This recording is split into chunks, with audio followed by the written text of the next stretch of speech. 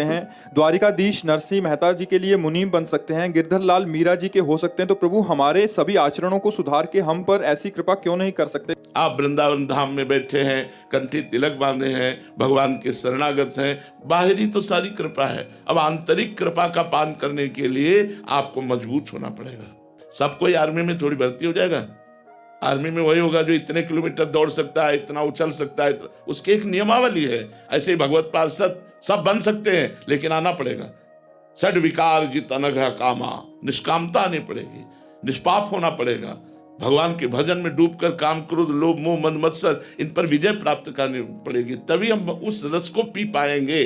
भगवान की कृपा है, उसको कोसो मत, अपने को सुधारना है भगवान की कृपा के बल से, और वो सामर्थ्य आप में है सुधरने की। नहीं, भगवान आज्ञा ना देते। ये प्राणपन से नियम जीवन में धारण करें कि कभी हम शास्त्र विरुद्ध नहीं चलेंगे तो कभी कोई बाल बांका नहीं कर सकता। माया वही आक्रमण करती है जहां हम गुरु और शास्त्र की आज्ञा का उल्लंघन करते हैं। अगर हम शास्त्र और गुरु आज्ञा का उल्लंघन न करें तो माया हमें छू नहीं सकती। सीम की चाप सके को तासु, बड़ रखवार रमापति जासु। तो बड़े बड़े जो उपासक हैं अपने भजन के आनंद के उमंगन में आकर के कभी कभी चूक कर देते हैं और फिर माया उनको परास्त कर देती है। तो हमें खूब नाम जप करना है और जहां से हमारे गंदे आचरण होते हैं उनसे बचना है, उनसे दूरी बनाना है, सात्विक भोजन पाना है। तो अभी आनंद की अनुभूति जब होगी तो ये सारे विकार नष्ट हो जाएंगे। इसलिए हमको नाम जप लंबे समय तक करके और दूरी बना। संगम त्यजेत मिथुनवृत्ति नाम मोक्षो, जो मोक्ष पदवी या परम पद प्राप्त करना चाहता है उसे संग ही त्यागना है।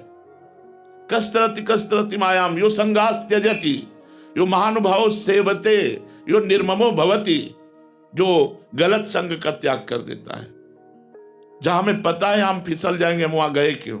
जब मना किया जा रहा है, शास्त्र आज्ञा कर रहा है कि ये कार्य बहुत गलत है, इसे नहीं करना, तो उस कार्य के ही समीप न जाओ। कि जैसे पुरुष शरीर है उसे स्त्री शरीर का संग नहीं करना चाहिए। अगर गृहस्थ है तो अपनी पत्नी के सिवा दूसरी स्त्री का नहीं, अगर विरक्त है तो किसी भी तरह एकांत में स्त्री का संयोग करेगा तो बलवान इंद्रिय ग्रामो विद्वानम अपि कर्षति, इंद्रियां बड़ी बलवान है, बड़े बड़े विद्वानों को भी भ्रष्ट कर देती है, तो औरों की तो बात जाने दो।